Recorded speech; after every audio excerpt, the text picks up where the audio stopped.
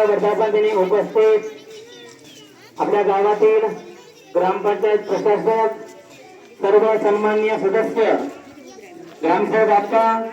ग्रामपंचायतीतील सर्व कर्मचारी, त्याचप्रमाणे विविध कार्यकारी सोसायटीचे चेअरमन,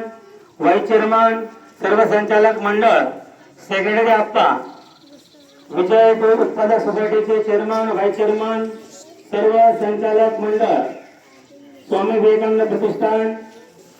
येथील अध्यक्ष, उपाध्यक्ष, सर्व संचालक मंडळ, गावात असणाऱ्या विविध संस्थांचे अध्यक्ष, उपाध्यक्ष, सर्व संचालक मंडळ,